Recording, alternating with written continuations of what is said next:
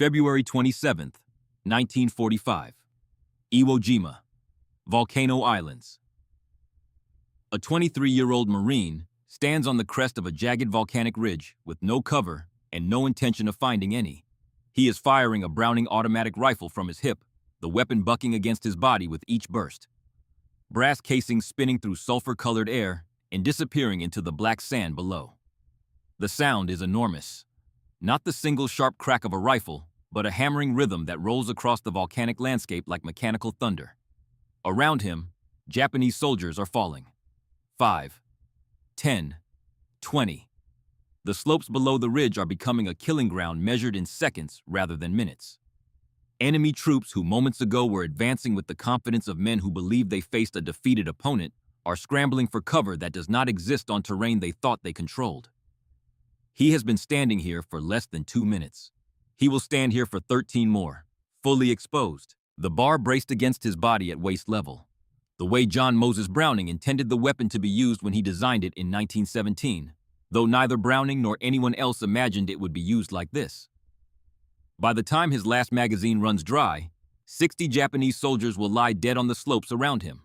His platoon will reach his position and find one man who has single-handedly broken the back of an entire enemy company. The Marines will call him the One-Man Regiment of Iwo Jima. An actor named John Wayne will hear the story and build a career on imitating the way this man fired his weapon. But 6 months before this moment, this same man was hauling 100-pound sacks of cotton across a sharecropper's field in eastern Arkansas. A kid with 5 years of schooling and hands so calloused from farm tools that the drill instructors at San Diego could not believe he had never held a military weapon. This is the story of Private Wilson Douglas Watson and the too-heavy gun that nobody wanted. The Browning automatic rifle arrived in Wilson Watson's hands the way most things arrived in a sharecropper's life. Not by choice, by necessity. It was late 1942 during advanced infantry training at Camp Pendleton, California, and Sergeant Virgil Calhoun was walking down the line of his squad, assigning weapons with the brisk efficiency of a man distributing punishment. M1 Garand. M1 Garand. M1 Garand. Thompson. M1 Garand. Each rifle went to a Marine who accepted it with the quiet satisfaction of knowing he would carry approximately 9.5 pounds of steel and walnut into whatever came next. Then Calhoun stopped in front of Watson. He looked up. Watson was the biggest man in the squad.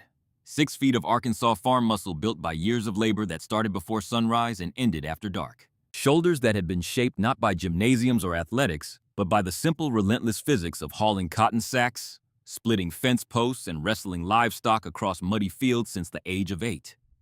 His hands were enormous. His grip had been tested against tools that broke before his fingers did. Calhoun handed him the bar. "Congratulations, Watson. You just became the most popular target on the battlefield." Nobody laughed. Every man in the squad understood what the sergeant meant. The Browning automatic rifle was the weapon every Marine dreaded carrying, and the reason started with simple arithmetic. 20 pounds of steel. That was twice the weight of the M1 Garand that every other rifleman in the squad shouldered. But 20 pounds was only the beginning of the calculation. Add 12 loaded magazines and the weight climbed past 35 pounds of weapon and ammunition before Watson added his canteen. His entrenching tool, his pack, his helmet, and everything else the Marine Corps expected a man to carry into combat. While other Marines moved with the relative lightness of men carrying 9-pound rifles, the BR man moved like a man towing an anchor through sand. The weight was a problem. But the weight was not the worst of it. The worst of it was the sound. The bar did not fire like other weapons on the battlefield. It had a distinctive hammering report that was different from the sharp crack of an M1 Garand, different from the rapid chatter of a Thompson submachine gun, different from every other American weapon in the inventory. The sound announced the barman's position to every enemy soldier within earshot, and enemy doctrine was unanimous across every theater of the war. Kill the man with the automatic weapon first, before the officers, before the radio man, before anyone else. Find the source of that distinctive hammering rhythm and concentrate fire on it until it stops. Bar men were not simply soldiers carrying heavy weapons. They were walking targets wearing invisible signs that said, "Shoot here first." And then there was the magazine. 20 rounds. In the world of automatic fire, 20 rounds was a whisper. At the weapon's fast rate of 500 to 650 rounds per minute, a full magazine emptied in less than 3 seconds.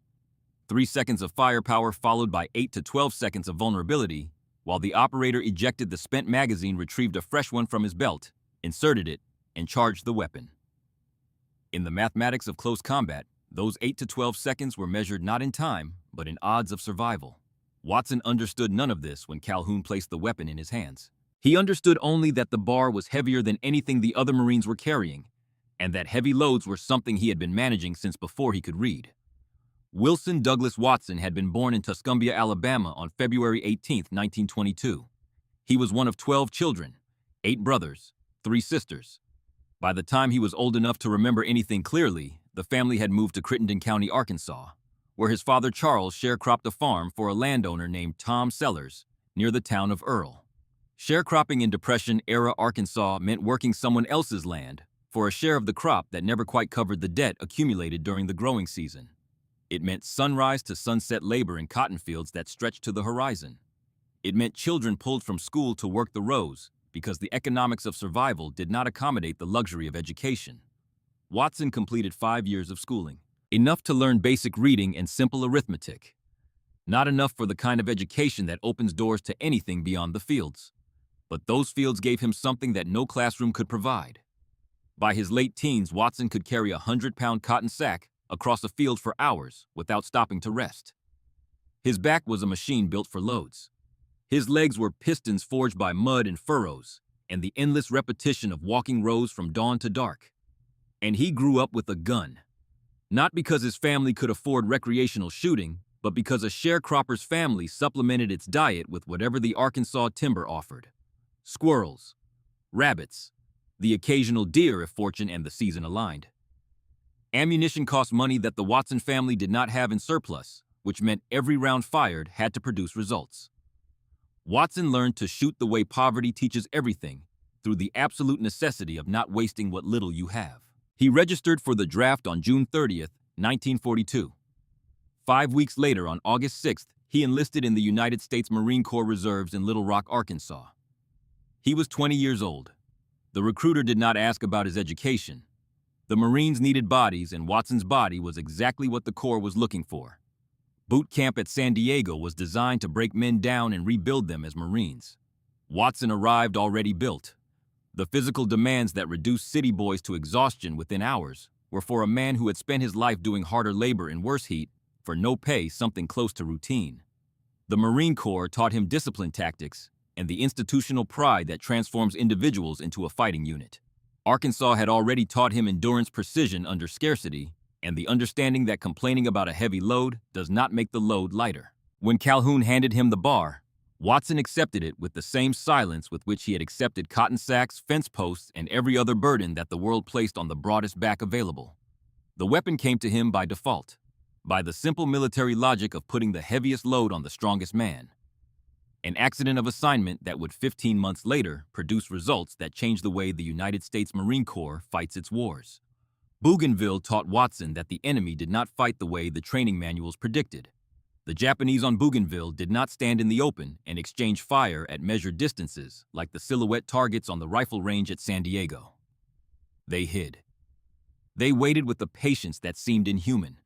They fired from positions so well concealed that Marines could walk within yards of a machine gun emplacement without seeing it until the muzzle flash revealed what the jungle had swallowed. And when their positions were threatened, they did not retreat in the conventional sense. They disappeared into tunnel systems and reappeared somewhere else, like water finding new channels through rock. American doctrine built on European assumptions about infantry combat called for the bar man to establish a base of fire from a fixed position, while riflemen maneuvered forward by bounds. The bar would suppress the enemy. The riflemen would close the distance and destroy the position. It was clean. It was logical. It was the product of decades of professional military thinking developed by men who understood warfare as a science of positions and fields of fire. In the jungles of Bougainville, it was nearly useless. The terrain rarely offered the clear fields of fire that made suppression effective. The enemy appeared for seconds at a time, fired from concealment, then vanished before return fire could be directed. When the barman established a fixed position as doctrine demanded, He became precisely what he was trained to be: a stationary target with a distinctive sound signature that told every Japanese soldier within earshot exactly where to aim. Watson survived Bougainville not by following doctrine, but by beginning to understand something about his weapon that the training manuals did not address.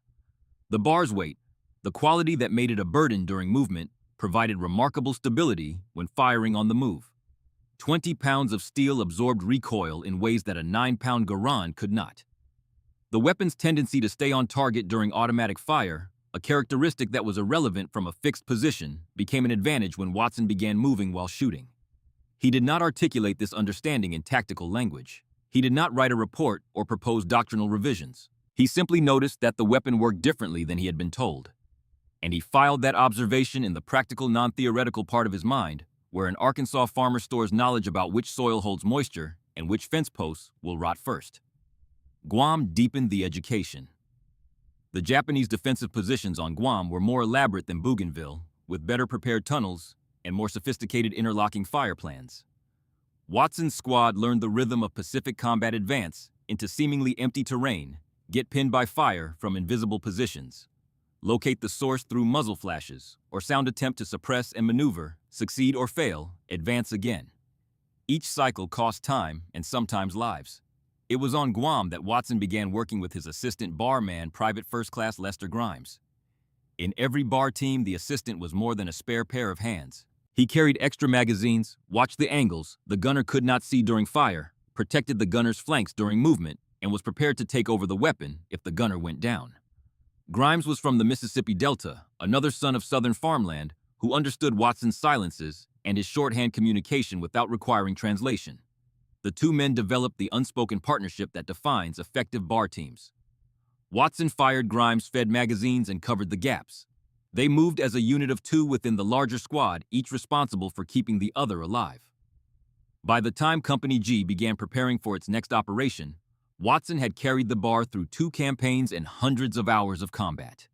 The weapon that had been assigned to him because he was the biggest man in the squad had become something else entirely. Not just a tool he was strong enough to carry, but a weapon he was beginning to understand better than the men who wrote the manuals. He did not know it yet, but everything he had learned on Bougainville and Guam was preparation for an island that would make both of those campaigns look like rehearsals. Iwo Jima was 8 square miles of volcanic rock and sulfur positioned roughly halfway between the Mariana Islands and mainland Japan. It was ugly. It smelled of rotten eggs from the sulfuric vents that seeped through the black sand. Its highest point, Mount Suribachi, rose 546 feet at the island's southern tip, like a truncated pyramid overlooking beaches that offered no cover and no concealment. The island mattered because of its airfields.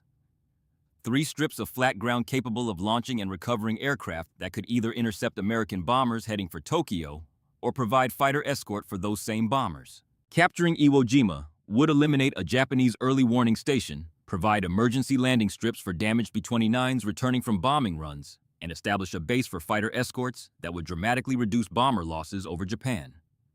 The cost of capturing it would be measured in numbers that the American public was not prepared to hear. General Tadamichi Kuribayashi understood the mathematics of his situation with the cold clarity of a professional soldier who had studied his enemy's tactics and identified their vulnerabilities. Previous Japanese commanders had attempted to stop American amphibious assaults at the beach, throwing their forces against the landing waves in desperate banzai charges that American firepower annihilated with brutal efficiency. Kuribayashi studied these failures and drew a conclusion that would cost the Marine Corps more casualties than any single battle in its history. He would not fight at the beach. He would let the Americans land. He would let them crowd their men and equipment onto the narrow beachheads. And then he would destroy them from positions they could not see, could not reach with naval gunfire, and could not bypass. 8 months of preparation transformed Iwo Jima into the most sophisticated defensive position in the Pacific Theater. 11 miles of tunnels connected bunkers, caves, and fighting positions across the entire island. Each position was sited to provide interlocking fire, with adjacent positions eliminating dead space where attackers could find shelter. Every approach route was pre-registered for mortar and artillery fire. Every hill was a fortress. Every apparent piece of flat ground was a killing zone. Kuribayashi reportedly told his officers that each man must kill 10 Americans before dying. The arithmetic was simple and terrifying. If every defender fulfilled this order, American casualties would reach 210,000. Enough to make Iwo Jima the last amphibious assault the United States would ever attempt.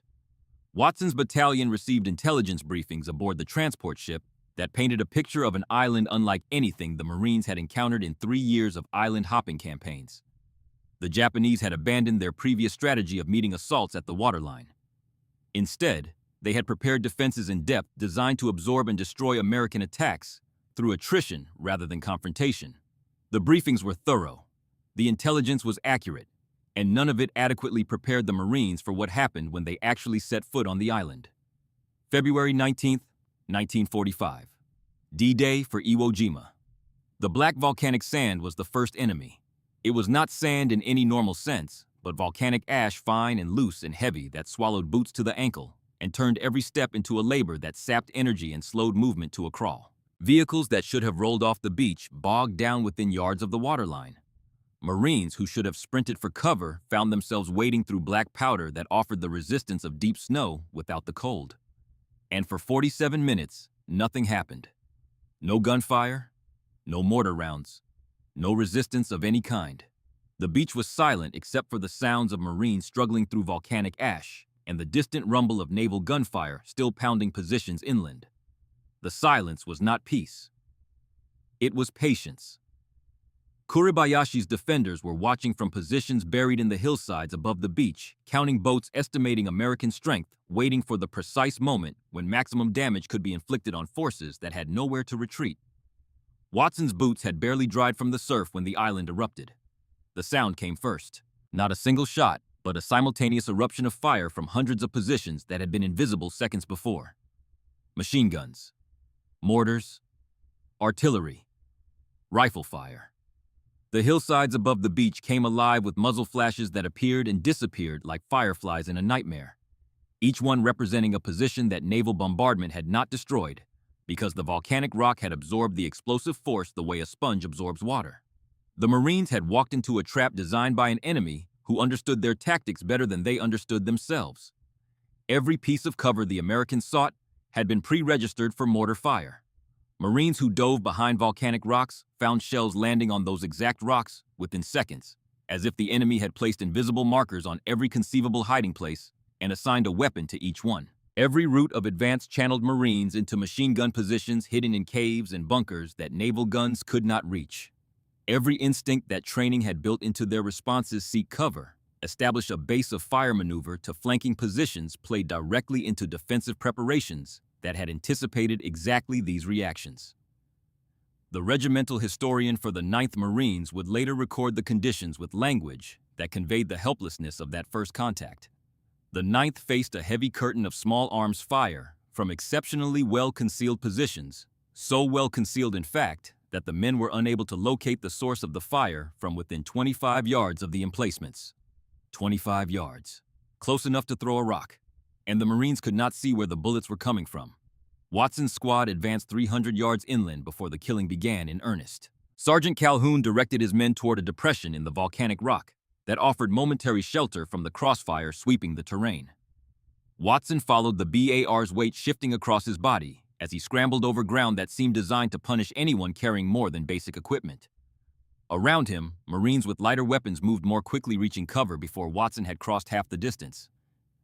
The BAR's weight, always a disadvantage during movement, felt like a deliberate attempt by the universe to kill the last man in every sprint for shelter. The first week of fighting was not combat in any recognizable sense. It was attrition measured in single-digit yardage. 15 yards in a good day, 10 yards, sometimes 5. The fighting devolved into what witnesses described as rock fighting, fierce localized struggles for mounds of tumbled boulders, for 100-foot craggy ridges, for sharp chasms and twisting gullies that offered neither side a clear advantage, except that the defenders knew the terrain and the attackers did not. Watson carried the bar through all of it. 20 pounds of steel that drew enemy fire every time it spoke.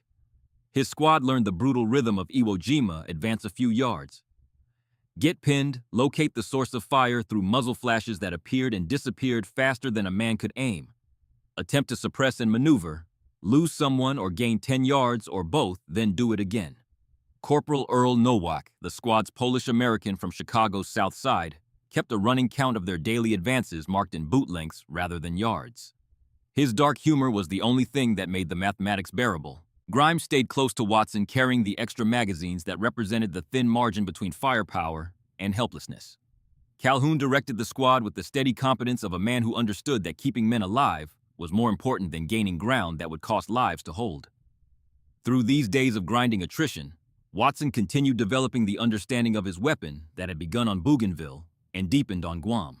The BAR's supposed weaknesses were revealing themselves as strengths and conditions that the weapon's critics had never anticipated. Its weight provided stability for accurate fire from positions that would have made lighter weapons uncontrollable. Its automatic capability delivered devastating firepower during the brief violent moments when Japanese defenders exposed themselves between their concealed positions. Its powerful .30-06 cartridge retained lethal effectiveness even when fired at close range into the volcanic rock that sheltered enemy positions, creating ricochets and fragments that reached into spaces where direct fire could not penetrate. But all of this understanding remained theoretical. Watson had been using the BAR according to doctrine, establishing support positions while other Marines maneuvered because that was what the training manuals prescribed and Sergeant Calhoun enforced. Doctrine said the BAR was a support weapon. Doctrine said it belonged in a fixed position providing covering fire. Doctrine said the barman stayed back while the riflemen moved forward. Doctrine was about to encounter reality. On the evening of February 25th, 1 week into the battle, Watson's platoon received orders to assault the fortified bluffs extending north from the western end of Motoyama Airfield, No. 2. Intelligence indicated heavily fortified positions with interlocking fields of fire, covering every approach. The same kind of positions that had been killing Marines for 7 days. The same kind of positions that doctrine said could be reduced through suppression and maneuver. Watson cleaned the bar in the fading light, his hands moving across the weapon with the automatic precision of a man who has performed the same task hundreds of times. The action cycled smoothly. The barrel showed normal wear. The magazine well retained the precise tolerances that allowed reliable feeding under combat conditions. Whatever happened the next morning, the weapon would function. That much he could control. Grimes counted magazines beside him, 12 20s, 240 rounds. At Watson's demonstrated rate of fire, those rounds represented perhaps 2.5 minutes of sustained combat, 2.5 minutes of firepower. Then silence. Watson did not calculate the mathematics with the analytical precision of a military planner. He calculated them the way a sharecropper's son calculates everything, through the practical understanding that resources are limited. Waste is unforgivable, and every expenditure must produce results, or the farm fails and the family goes hungry. 240 rounds. Each one had to count for something. The rest of the squad settled into whatever positions the volcanic terrain allowed. Sleep was impossible in any meaningful sense. The ground vibrated with distant explosions. The sulfur smell that seeped through the rock was strong enough to taste. Somewhere in the darkness beyond the American lines, Japanese defenders were repositioning through their tunnel networks, preparing for the morning's assault, with the same patient attention to defensive preparation that had made every day on Iwo Jima a new lesson in how quickly men could die. Watson did not sleep. He sat with the bar across his knees and stared toward the bluffs that his platoon would assault at dawn. The volcanic rock was invisible in the darkness, but he knew what was there. Pillboxes, machine gun positions, interlocking fire lanes that would turn every yard of advance into a lottery where the odds favored the house. Doctrine said to establish a base of fire. Doctrine said to suppress and maneuver. Doctrine said the barman stays back. Watson had been following doctrine for 7 days. In those 7 days, his platoon had advanced approximately 100 yards and buried 4 Marines in the volcanic ash that served as both battlefield and graveyard on this sulfuric island in the middle of the Pacific. Something in the way Watson held the weapon that night suggested a decision forming in the part of his mind that did not think in doctrinal terms. The part that remembered hunting squirrels in Arkansas timber, where the animal appeared for a fraction of a second, and you either took the shot on the move or you ate nothing. The part that understood without anyone teaching him that sometimes the only way to get something done is to pick up the heaviest load walk straight toward the problem and refuse to stop until the problem is solved, or you cannot walk anymore. Dawn would come in 6 hours. The bluffs would still be there. The Japanese would still be waiting. and Wilson Watson would carry his 20-pound weapon into the most important 15 minutes of the 20th century. He just did not know it yet. February 26, 1945. 0630. The bluffs north of Motoyama Airfield, number 2. The morning began with the sound of men breathing too fast and trying not to show it. Watson's platoon moved out of their positions in the volcanic rock and advanced toward the fortified bluffs in a skirmish line that looked from above like a thin thread of olive drab stretched across black sand. Ahead of them, the ridgeline rose in jagged formations of volcanic rock that might have been beautiful under different circumstances. Gray and rust-colored stone twisted into shapes that resembled broken teeth, shattered columns, the architecture of a cathedral that had been bombed from the inside out. Somewhere within that stone, Japanese defenders were watching. The first 100 yards were silent, the kind of silence that Watson had learned to distrust more than gunfire, because silence on Iwo Jima meant the enemy was waiting for you to come closer. Each step across the volcanic ash pulled at his boots and added fractions of seconds to his movement, time fractions that accumulated into the kind of delay that kills men in kill zones designed to exploit exactly this terrain. Watson carried the bar at port arms, its 20 pounds balanced across his chest, in the position that distributed weight most evenly during movement. Grimes moved 3 yards to his left and slightly behind, carrying 4 extra magazines in addition to his own rifle and kit. Sergeant Calhoun was 10 yards ahead, navigating the approach with the careful attention of a man reading ground the way a river pilot reads water, searching for channels through the rocky terrain that might offer partial concealment from the positions above. At 0715, the bluffs opened fire. The sound was not gradual. It did not build. It arrived fully formed, a wall of noise that combined the chattering of machine guns with the crack of rifle fire and the deeper thump of knee mortars launching grenades from behind the ridgeline. Muzzle flashes appeared along the rock face like sparks struck from flint, each one marking a position that had been invisible seconds before. The concealment was extraordinary. Marines who had been advancing toward what appeared to be solid rock discovered that the stone contained firing slits, cut so precisely into the natural formations that they could not be distinguished from shadows until the weapons behind them began to fire. The regimental historian's assessment proved grimly accurate. The positions were so well concealed that Marines could not locate the source of fire from within 25 yards. Men were being shot by enemies they could not see from positions they could not identify, through apertures they could not detect, even at distances measured in paces rather than yards. Watson's squad went to ground immediately. Calhoun directed them toward a cluster of volcanic boulders that provided partial cover from the frontal fire, but left them exposed to flanking positions that had not yet revealed themselves. Novak had been hit that morning during the initial advance, evacuated on a stretcher. With fragments in both legs, his dark humor finally silenced by the mathematics of Iwo Jima. The doctrine was clear. Establish a base of fire with the BAR, identify the enemy position through sustained observation, then maneuver riflemen to a flanking approach. Watson set the BAR's bipod on a flat rock and began delivering suppressive fire toward the muzzle flashes along the ridgeline. His rounds struck stone. Sparks flew where bullets hit volcanic rock. But the firing slits were narrow. The positions recessed into the rock face, and the probability of actually hitting a defender through a 6-inch opening at 40 yards was almost non-existent with automatic fire directed at an area rather than a point. More critically, the bar's distinctive sound immediately drew concentrated return fire. Within seconds of his first burst, mortar rounds began landing around his position with the precision that indicated pre-registered coordinates. The Japanese had anticipated exactly where the barman would set up, had marked the obvious support positions with targeting data, and had assigned weapons to destroy those positions the moment the American automatic rifle announced itself. 2 rounds landed within 15 yards of Watson's firing position. The concussion slammed volcanic fragments against his helmet and drove ash into his eyes. A 3rd round landed closer. The message was unmistakable. Stay in this position and die. Watson abandoned the bipod. He pulled the bar off the rock and rolled sideways into a shallow depression that offered marginally better protection from the mortar fire. The bipod legs, designed for stability on flat surfaces, caught on volcanic stone as he moved. He would not deploy them again. The lesson was immediate and absolute. The BAR's conventional role as a squad support weapon fired from a fixed position to suppress enemy fire was not merely ineffective against Kuribayashi's defenses, it was suicidal. The enemy had spent 8 months preparing for exactly this tactic. Every position where a barman might logically set up had been identified, targeted, and assigned a weapon to destroy. Following doctrine on Iwo Jima was following a script that the enemy had already read and annotated with mortar coordinates. Watson lay in his shallow depression and listened to the fire continuing above him.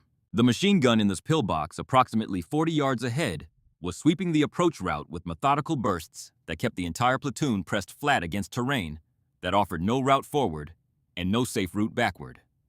Calhoun was calling for supporting fire that would not come because the units on their flanks were equally pinned. The situation was precisely what Kurabayashi had designed. An American platoon immobilized by a single fortified position, bleeding time, and men in a stalemate that favored the defenders who could sustain this engagement indefinitely, while the attackers consumed ammunition and absorbed casualties they could not afford. Watson looked at the pillbox. 40 yards of open ground. Volcanic rock that would tear clothing and skin but could not stop a bullet. No flanking route, no covered approach. Nothing between his position and the concrete emplacement except black ash and the machine gun's field of fire. He looked at the bar. 20 pounds. Automatic fire. Walking fire. The thing John Moses Browning had designed this weapon for in 1917, when he imagined American soldiers crossing no man's land with automatic rifles at their hips, advancing into enemy trenches under their own suppressive fire. The original concept. The purpose that military doctrine had buried under decades of positional thinking and support weapon classifications. Watson left cover and charged the pillbox. There was no order to advance. Calhoun did not direct him forward. No tactical plan preceded the movement. Watson simply rose from his position and began running directly toward the machine gun that had pinned his entire platoon for the past 20 minutes. He fired the bar at waist level as he ran. Not the careful aimed burst that training demanded, but sustained automatic fire directed at the narrow slit in the concrete that was spitting death across the approach. The weapon's weight anchored it against his body, absorbing recoil that would have made a lighter gun uncontrollable during a dead sprint across broken volcanic terrain. His shot struck the concrete around the embrasure, sending fragments and ricochets into the opening, with an effect that aimed fire from a fixed position could not achieve. The machine gun inside the pillbox tried to track him, but a man moving directly toward a fixed firing slit presents a problem that defensive positions are not designed to solve. The slit provides a wide field of fire across the approach route, but a narrow field of fire directly to the front. Watson was running straight down the gun's throat, reducing the window in which the gunner could engage him with each stride. 40 yards covered in seconds that felt like hours. The bar emptied its first magazine. Watson's hands performed the reload with the mechanical efficiency that Grimes's partnership had drilled into muscle memory. Magazine out. Magazine in. The weapon resumed firing without a pause that the enemy could exploit. At 15 yards, Watson shifted the bar to one hand and pulled a grenade from his belt with the other. At 10 yards, he pulled the pin. At 5 yards, he hurled the grenade through the embrasure with the accuracy of a man who had been throwing objects at targets since childhood, because on an Arkansas farm, you learn to throw before you learn to read. The grenade detonated inside the pillbox. Watson did not wait for the explosion to finish. He ran to the rear of the emplacement, where the exit allowed defenders to withdraw into the tunnel system that connected positions across the ridge. Japanese soldiers emerged from the rear opening disoriented by the grenade's concussion, moving toward the safety of the tunnels. Watson killed them as they appeared. The BAR's automatic fire at point-blank range was devastating against men caught in the open between a destroyed position and a tunnel entrance. The .3006 rounds that had been deflecting off concrete from 40 yards were now striking flesh at distances measured in feet. When the firing stopped, the pillbox was silent. The approach route was open, and Watson's platoon, which had been pinned for 20 minutes by a single position, moved forward to its objective. Calhoun reached Watson's position and looked at the scene without speaking for several seconds. The sergeant had fought on Bougainville and Guam. He understood what he was seeing. A fundamental assumption about how automatic weapons should be employed had just been overturned by a private with a cotton picker's education who had figured out something that military planners with decades of experience had not.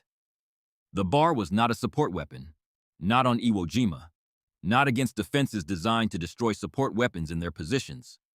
The bar was an assault weapon, exactly what Browning had built it to be. "Watson," Calhoun said, "don't ever do that again." Then, after a pause that contained everything the Marine Corps does not say out loud about the men who save their units through acts that no training manual can prescribe. Unless you have to. Watson would have to. February 27, 1945. The hill was not large. Perhaps 50 feet of elevation gained over a slope of jagged volcanic rock that rose at angles steep enough to require hands as well as feet. From below, the crest appeared as a broken line of stone against the gray sky, unremarkable except for the positions that intelligence indicated were dug into its surface and the reverse slope beyond. Watson's platoon approached the base of the hill in the early morning and was stopped cold. Machine gun fire from the crest raked the approach route with the same methodical precision that had characterized every Japanese defensive position on the island. Mortar rounds launched from knee mortars positioned behind the hill, where American direct fire could not reach, landed among the Marines with accuracy that suggested observers on the crest were directing the fire in real time. The platoon went flat. Men pressed themselves into the volcanic ash and rock with the desperation of animals seeking earth. The situation was a mirror of the previous day. Pinned at the base of a fortified position, no flanking route, no covered approach. Suppressive fire from fixed positions drawing mortar responses that made every established firing point a death trap. Casualties mounting. The advance stalled. But Watson had learned something the day before that the Japanese defending this hill had not yet encountered.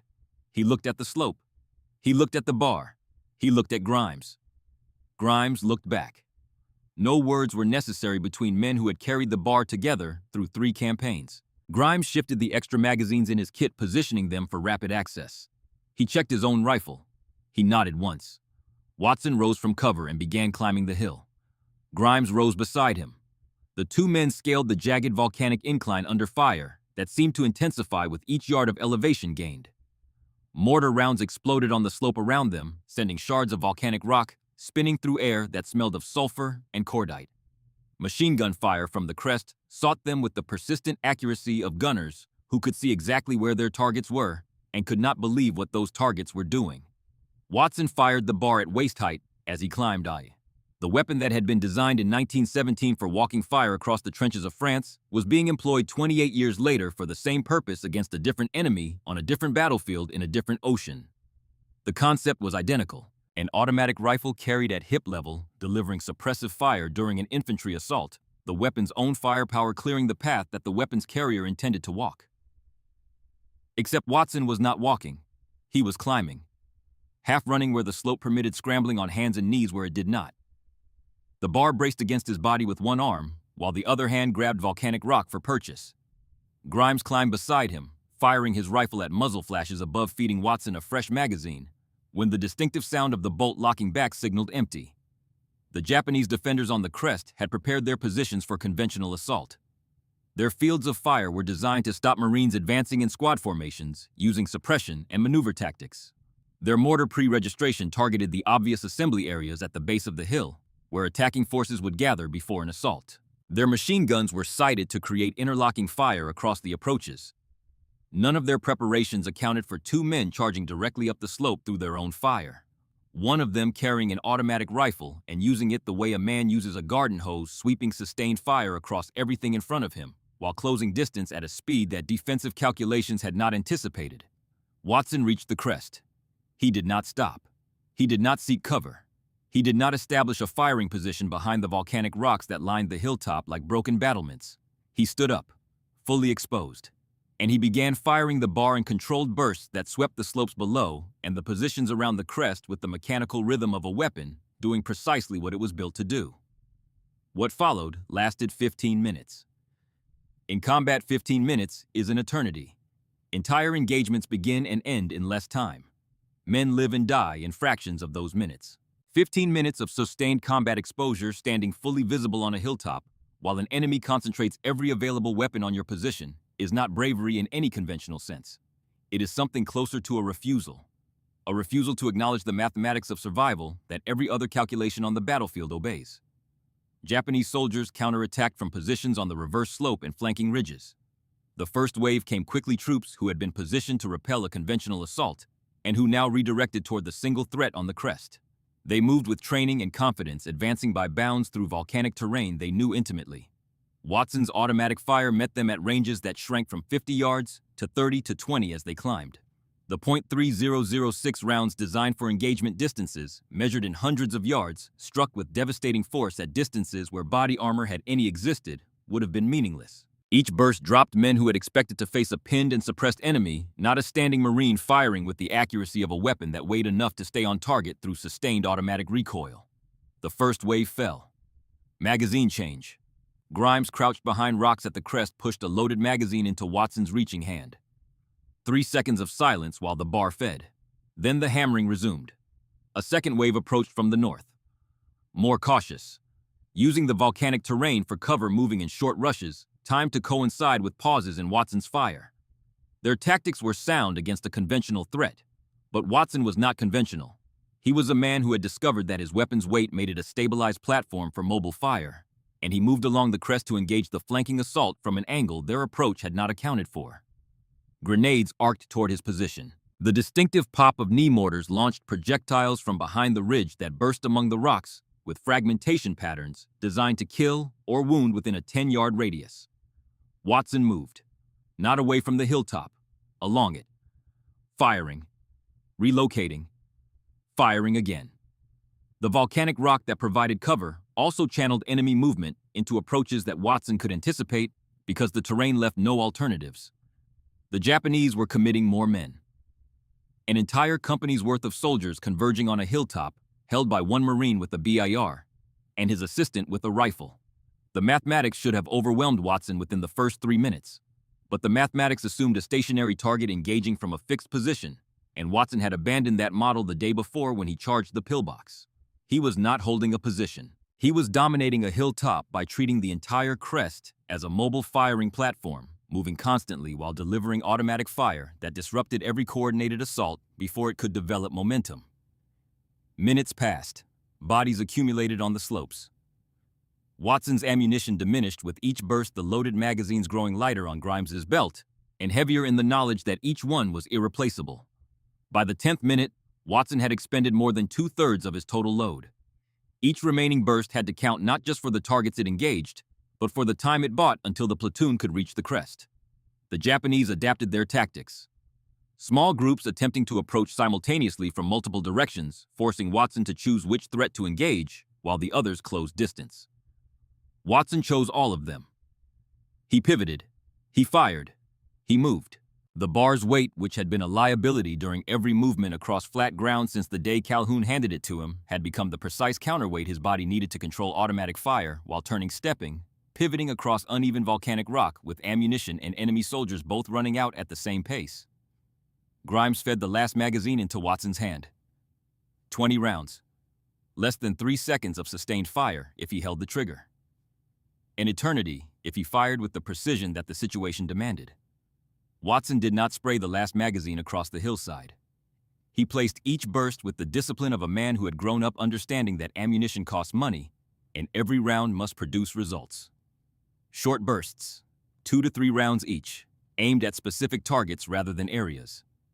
The waste that characterized his first minutes on the crest gave way to the economy that Arkansas had taught him before the Marine Corps ever handed him a weapon. The last round left the barrel at approximately the 15th minute of Watson's stand on the hilltop. The bar fell silent. Watson stood on the crest with an empty weapon and the evidence of what one Marine with the right gun could accomplish when every rule about how warfare is supposed to work proves wrong. 60 Japanese soldiers lay on the slopes below and around the hilltop. 60 men who had been trained, equipped, and positioned to defend against American assault tactics that their commanding general had spent 8 months analyzing and preparing to defeat.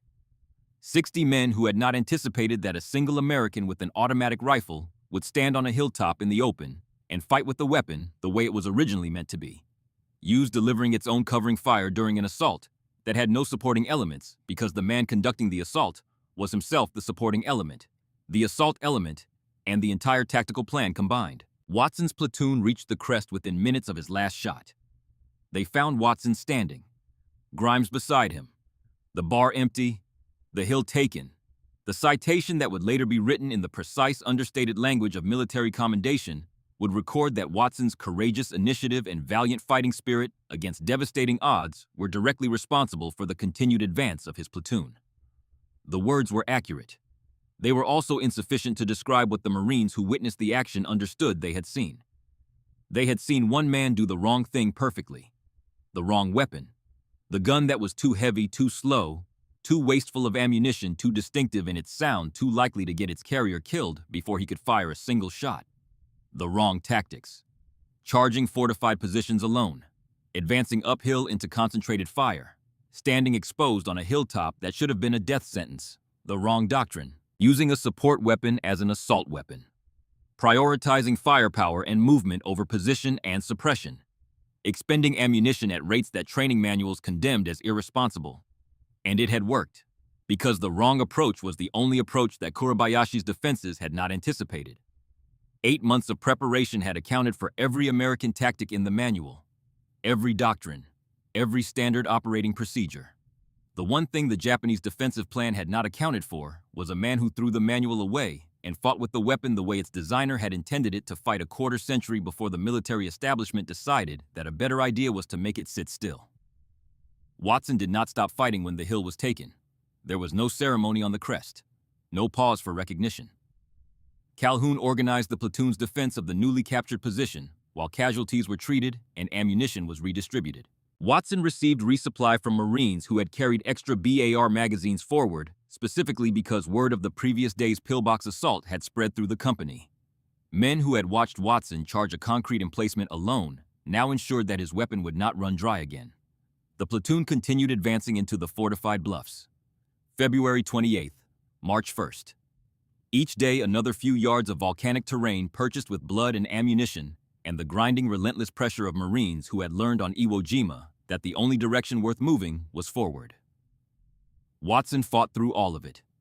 The bar spoke in its distinctive rhythm across the battlefield, and the sound that once marked its carrier as the first man to kill had become something different in the wake of February 27th. The enemy had learned what that sound meant when it came from a man who did not stay in one position. The Marines around Watson had learned it too. The bar was not a support weapon in Watson's hands. It was the tip of the spear that the entire squad formed behind. The wounds accumulated. 7 times during his days on Iwo Jima, bullets found Watson's body. Mortar fragments added their own damage, embedding in flesh and equipment with the indiscriminate precision of explosives that do not distinguish between the brave and the merely present. Each wound was treated in the field. Each time, Watson remained in the fight. Not because he was incapable of feeling pain, but because leaving the line meant someone else would carry the bar. And Watson had developed a relationship with his weapon that transcended the military concept of equipment assignment. The bar was his. The way a farmer's plow is his. The way a hunter's rifle is his. Not property, but partnership. 20 pounds of steel that understood his hands and responded to his intentions with the reliability of a tool that has been used so thoroughly that it becomes an extension of the body that wields it. March 2nd, 1945. 4 days after the hilltop. Watson was moving with his squad through terrain that had become numbingly familiar in its hostility when a Japanese sniper found the gap between his helmet and his collar. The bullet struck Watson in the neck. The impact dropped him instantly. The bar fell from his hands for the first time since Sergeant Calhoun had placed it there months ago at Camp Pendleton. Grimes was beside him in seconds, pressing a field dressing against the wound that was bleeding at a rate that suggested proximity to the major vessels that no amount of field medicine could address if they had been severed. They had not been severed.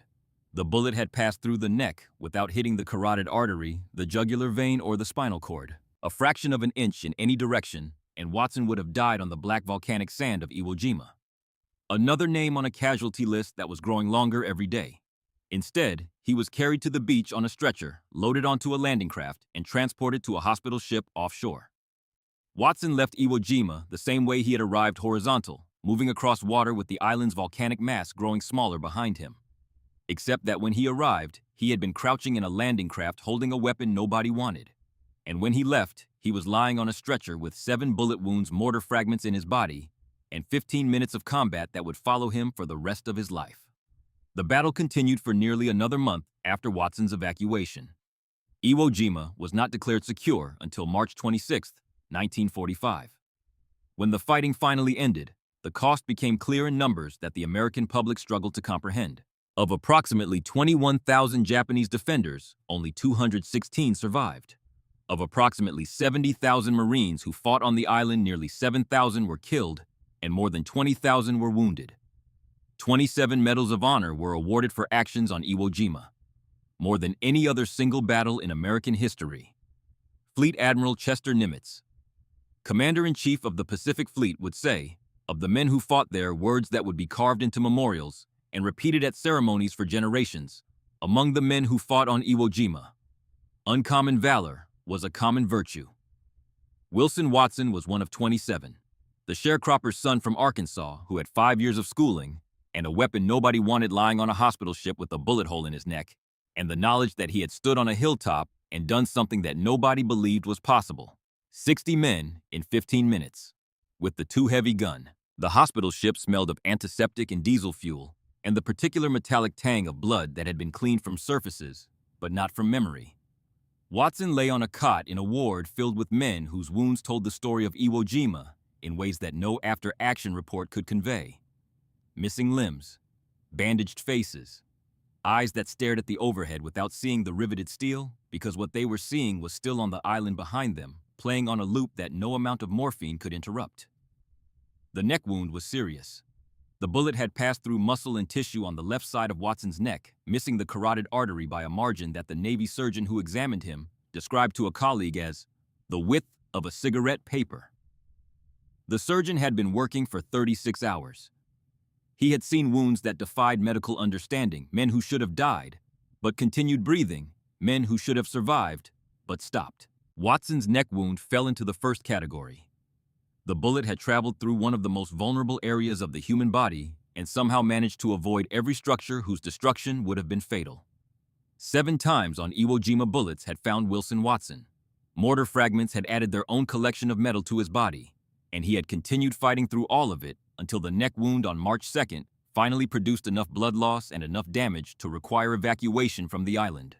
Watson did not know, as he lay on the hospital ship watching the overhead and listening to the moaning of wounded men around him, that his commanding officers had already begun the paperwork that would place him in a category occupied by fewer than 4,000 Americans in the entire history of the Republic. The Medal of Honor recommendation was being drafted in the precise, understated language that the military uses to describe acts so extraordinary that ordinary language seems inadequate. He did not know that the story of what happened on the hilltop was already spreading through the 3rd Marine Division with the speed of information that matters to men in combat. A private with the bar stood on the crest in the open, fired from the hip. 60 Japanese dead. 15 minutes. The details were repeated and slightly embellished with each retelling, as combat stories always are, but the core facts needed no embellishment. They were extraordinary enough in their unadorned truth. What Watson knew lying on that cot with a bandage around his neck and the smell of sulfur still embedded in his skin, despite 3 days away from the island, was that Iwo Jima was still happening. He could not hear the gunfire from the hospital ship's anchorage, but he could feel its presence in the steady stream of casualties being brought aboard each stretcher carrying a Marine whose war on that volcanic island had ended in pain, if not in death. The battle would continue for nearly another month. When it finally ended on March 26th, the mathematics of Iwo Jima would stagger a nation that had grown accustomed to casualty reports, but had never seen numbers like these from a single battle. Of Kurabayashi's 21,000 defenders, only 216 would survive. The general himself would die on the island, probably on the final night of organized resistance, though his body was never positively identified. His strategy of attrition had achieved exactly what he designed it to achieve, inflicting casualties on a scale that made Iwo Jima the costliest battle in Marine Corps history. Nearly 7,000 Marines killed, more than 20,000 wounded, on an island 8 square miles in area. The casualty rate exceeded 30%. 1 in 3 Marines who stepped onto those black volcanic beaches was killed or wounded before the fighting ended. 27 Medals of Honor were awarded for actions on Iwo Jima. No other battle in American history produced as many. The number itself became a measure of the fighting's intensity because the Medal of Honor is not awarded for ordinary bravery. It is awarded for acts so far beyond the expected scope of courage that the individuals who performed them have in effect stepped outside the boundaries of what human beings are supposed to be capable of under fire. Watson was one of 27, the cotton picker's son from Crittenden County, Arkansas. October 5, 1945. The White House, Washington, D.C. The distance between the cotton fields of Crittenden County, Arkansas, and the East Room of the White House is approximately 900 miles by road. The distance between the sharecropper's son with 5 years of schooling and the President of the United States is considerably further. Watson crossed both distances on the same day. He wore his dress uniform. The fabric was clean and pressed in a way that nothing he had worn on Iwo Jima had ever been. His shoes were polished to a mirror finish that reflected the chandelier's overhead lights that cast a warm glow across a room designed to project the power and permanence of the American Republic. The walls were white. The carpet was deep. The air smelled of furniture polish and cut flowers, and the particular formality that powerful rooms generate as naturally as engines generate heat. Watson stood in a line of 13 other men, 11 Marines, 3 Navy corpsmen, each one waiting for the President of the United States to place the Medal of Honor around his neck. Each one carrying beneath his pressed uniform and polished shoes the invisible weight of what he had done to earn this moment and what that doing had cost in ways that dress uniforms could not display. President Harry S. Truman moved down the line with the brisk efficiency of a man who understood both ceremony and the substance beneath it.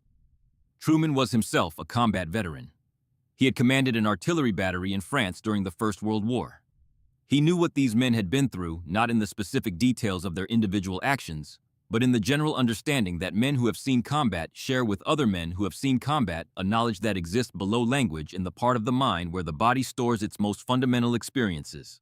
When Truman reached Watson, he held the Medal of Honor, a 5-pointed bronze star suspended from a blue silk ribbon.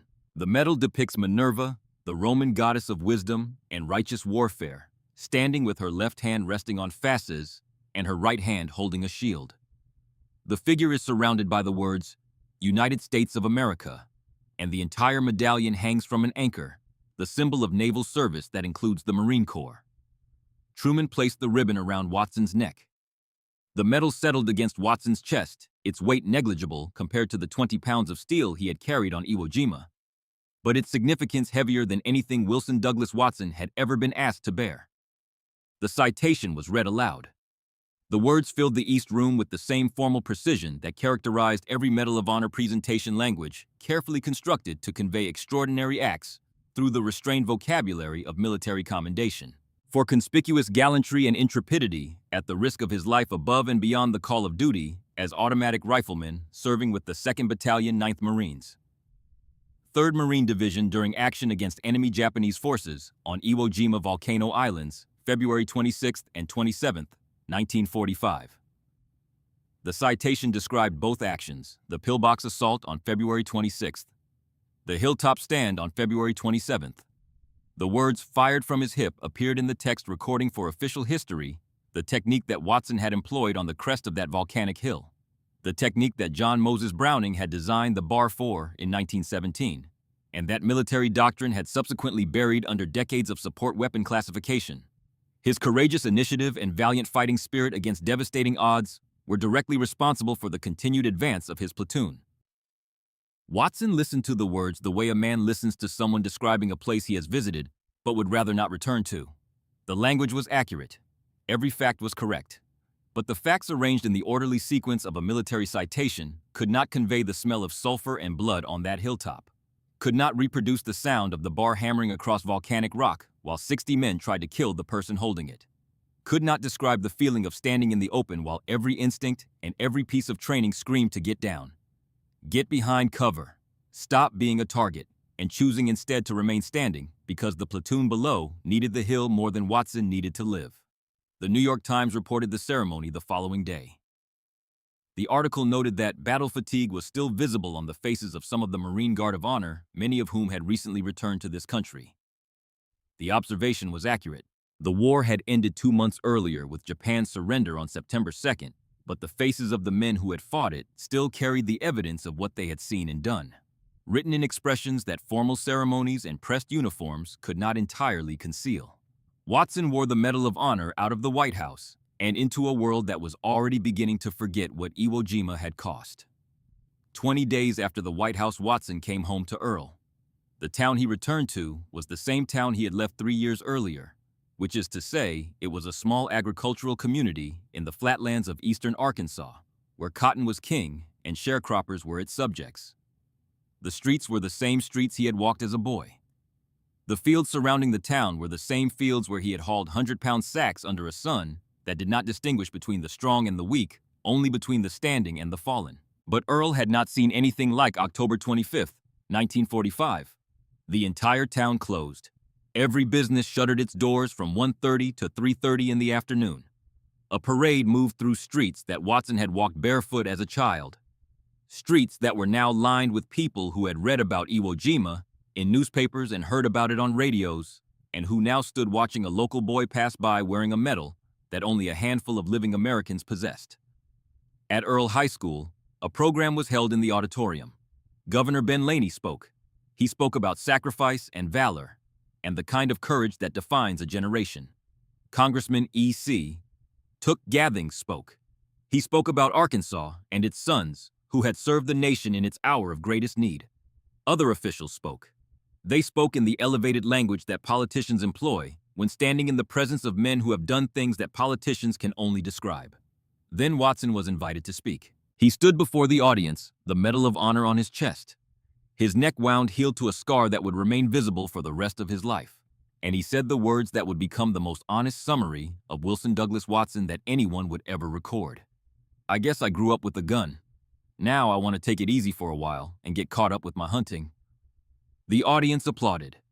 They heard modesty and humility and the simple virtues of a country boy who had done his duty and wanted nothing more than to return to the life he understood. And all of those things were true. But the words contained something else that only Watson, and perhaps the other veterans in the room, could fully hear. He wanted to go hunting, not to war. Hunting. The quiet, patient, solitary act of walking through Arkansas timber with a rifle and no one shooting back. The act that had taught him everything he needed to know about marksmanship before the Marine Corps ever handed him a weapon. He wanted the woods. He wanted the silence. He wanted the version of shooting where the targets were squirrels and rabbits and the stakes were supper rather than survival. He wanted to go home. And home was not a place. It was a way of being with the gun that did not involve killing men. The weapon Watson carried on Iwo Jima had a legacy that extended far beyond one hilltop on one island in the Pacific. In the months following Iwo Jima and the end of the war, the Marine Corps undertook a systematic revision of its infantry tactics that reflected what men like Watson had demonstrated through desperate innovation under fire. The BAR was not phased out. It was multiplied. The number of Browning automatic rifles in each Marine division increased from 513 in 1943 to 867 by 1945. The weapon that military planners had considered a supplementary support tool was being recognized as the centerpiece of squad-level combat. The doctrinal shift was fundamental. Before Watson's war, the BAR supported the riflemen. After Watson's war, the riflemen supported the BAR. The entire tactical concept of the Marine Infantry Squad was reorganized around the automatic rifle and the man who carried it. A new 13-man squad structure emerged built on 3 4-man fire teams, each team centered on a single BAR, 3 bars per squad. 3 sources of sustained automatic fire available for the aggressive close-range assault tactics that the Pacific Theater had proven decisive. Watson had not invented this doctrine. He could not have articulated it in the language of military theory, but he had demonstrated its core principle on a volcanic hilltop in the most visceral way possible by standing in the open and proving that an automatic weapon employed aggressively during an assault, rather than defensively from a fixed position, could break prepared defensive positions that conventional tactics could not overcome. The lesson he taught was simple enough to be understood by any Marine who heard the story of what happened on February 27th. Do not sit behind a rock and shoot at a position designed to withstand fire from behind rocks. Get up. Move forward. Put the automatic weapon where it was designed to be in the hands of a man moving toward the enemy, and let its fire clear the path that its carrier intends to walk. John Moses Browning would have recognized what Watson did. It was in essence what Browning had designed the weapon for in 1917. Walking fire. The automatic rifle as an assault tool. The concept had taken 28 years, 2 world wars, and a sharecropper's son from Arkansas to travel from design intent to battlefield validation. There is a footnote to Watson's story that connects a volcanic hilltop in the Pacific to the silver screens of American movie theaters in a line so direct that it seems almost invented. An actor named John Wayne heard the story of what Watson did on Iwo Jima. The details reached Wayne the way combat stories travel through the military and into civilian culture, passed from Marine to Marine, and eventually to the entertainment figures who would translate the war's reality into the mythology that a nation needed in order to process what its young men had experienced. Wayne heard about the bar fired from the hip, the charge up the hill, the 15-minute standing exposed on the crest while enemy fire converged from 3 directions, and something in that image, the lone American standing in the open with an automatic weapon at his waist, firing with a confidence that transcended tactical calculation and entered the realm of pure physical courage, captured Wayne's imagination in a way that would shape his career, and through his career, the American conception of masculine heroism for the next 3 decades. Wayne adopted the hip fire stance as his signature combat pose. In film after film, the actor would advance toward the enemy with his weapon at waist level, firing with the broad-shouldered authority of a man who refused to take cover when there was a fight to be won. The image became iconic. It became the visual shorthand for American military courage in the popular imagination. It sold millions of movie tickets and influenced how an entire generation understood what combat looked like. And it came from a sharecropper's son who had never seen a movie about war before he fought in one. Watson did not receive royalties. He did not consult on films. He did not attend premieres or pose for publicity photographs demonstrating the technique that Hollywood had transformed from desperate combat survival into cinematic mythology. The connection between the real Watson on the real hilltop and the fictional heroes on the fictional battlefields of Hollywood was known within military circles, but never formally acknowledged by the entertainment industry in any way that would have benefited the man who provided the original material. The irony was perfect and perfectly American. The poorest man in the story provided the image that made the richest man in the story famous. The sharecropper's son gave the movie star his most recognizable pose, and received in return nothing except the knowledge that somewhere in the darkened theaters of a nation, he had helped to save audiences were watching a version of what he had done on a hilltop in the Pacific translated from blood and sulfur into Technicolor and popcorn. Watson was discharged from the Marine Corps in 1946. He married Patricia Sullivan. They had children. And Wilson Douglas Watson, the one-man regiment of Iwo Jima, began the long process of becoming a civilian in a country that honored its heroes in ceremonies and then expected them to find their own way home. He did not return to the cotton fields. The sharecropping life that had built his body and shaped his character held no attraction for a man who had stood on a hilltop on Iwo Jima and understood that the world contained possibilities beyond the next row of cotton. But the possibilities available to a man with limited schooling and a Medal of Honor were narrower than the nation's gratitude might suggest. Watson re-enlisted, not in the Marines but in the United States Air Force, and later in the United States Army. He served in Korea during the Korean War, carrying the experience of Iwo Jima into another conflict on another peninsula in another decade. The details of his Korean service are sparse in the historical record, overshadowed by the 15 minutes on the hilltop that had defined his public identity at the age of 23. In the Army, Watson worked as a mess hall cook. The man who had carried a 20-pound automatic rifle up a volcanic hillside under fire from an entire Japanese company peeled potatoes and served chow to soldiers who may or may not have known that the cook wore a Medal of Honor when he was not wearing an apron. The contrast is not ironic, it is human. Combat produces moments of extraordinary intensity that compress a lifetime of experience into minutes. The men who survive those moments must then fill the remaining decades with ordinary days that cannot compete with the intensity of what came before. Some men spend the rest of their lives trying to recapture that intensity. Others spend it trying to escape the memory. Most do both simultaneously in a struggle that the nation that produced the intensity rarely acknowledges or understands. Watson served 24 years in uniform across 3 branches of the American military. He retired as a staff sergeant in 1966. The rank was modest by any standard. 24 years of service from private to staff sergeant represents a career trajectory that would not attract attention in any military installation in the country. But the career included a Medal of Honor combat in 2 wars, 7 bullet wounds, mortar fragments, and 15 minutes on a hilltop that changed the way the United States Marine Corps organizes its infantry squads. Watson settled in Arkansas after retirement. He lived the way he had spoken at Earle High School in 1945, quietly, simply with the gun and the timber and the patient pursuit of game that had taught him to shoot before the Marine Corps ever taught him to kill. Wilson Douglas Watson died on December 19, 1994 in Russellville, Arkansas. He was 72 years old. He had outlived many of the men he fought beside on Iwo Jima and many of the men he fought against. He had outlived the weapon that made him famous. The bar was retired from American service in the 1950s, replaced by lighter, more modern weapons that reflected the lessons Watson and others had taught about the need for automatic firepower in infantry squads.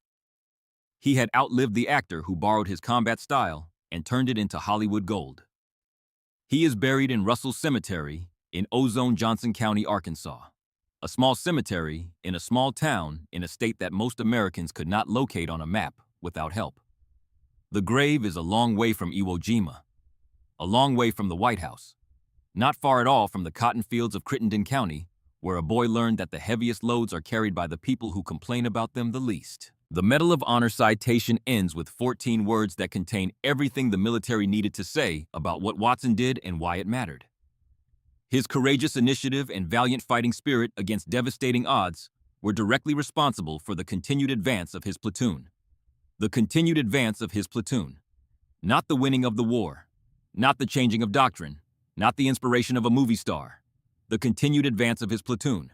The men around him.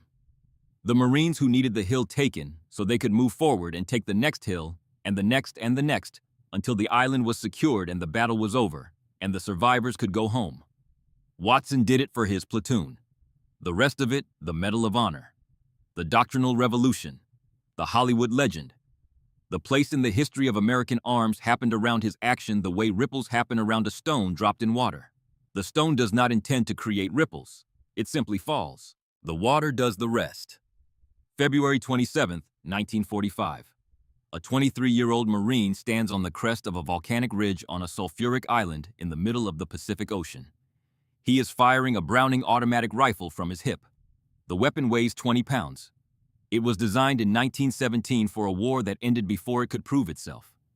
It has been dismissed as too heavy, too clunky, too wasteful, too slow for the kind of fighting that modern warfare demands. The Marine does not know any of this. He knows only that the gun works when he works it, that its weight keeps it steady when he fires, that its automatic capability clears the path he needs to walk, that the platoon behind him needs this hill, and the hill is defended by men who are trying to kill him, and the only way to resolve this problem is to stand up and shoot until either the problem is solved or he cannot stand anymore. 15 minutes. 60 men. 1 bar. The too heavy gun that nobody wanted, carried by the sharecropper's son, that nobody expected, fired from the hip the way its designer always intended on the hilltop, where uncommon valor was a common virtue. Watson just wanted to go hunting. The world had other plans. But when it was over, when the last round left the barrel, and the hilltop fell silent, and the platoon reached the crest to find their barman still standing among the evidence of what one weapon and one man could accomplish together, the world had learned something that it should have known all along. The heaviest burdens produce the strongest carriers. The most criticized tools become the most decisive in the hands of someone who understands their true purpose. And the men who change history are not always the ones who intended to. Sometimes they are simply the ones who picked up what nobody else wanted to carry, walked toward what nobody else wanted to face, and refused to stop until the job was done. 20 pounds of steel, 15 minutes of courage, 1 Medal of Honor, and a long road home to Arkansas. The bar is silent, and somewhere in the timber of Johnson County, a man who grew up with a gun finally got caught up with his hunting.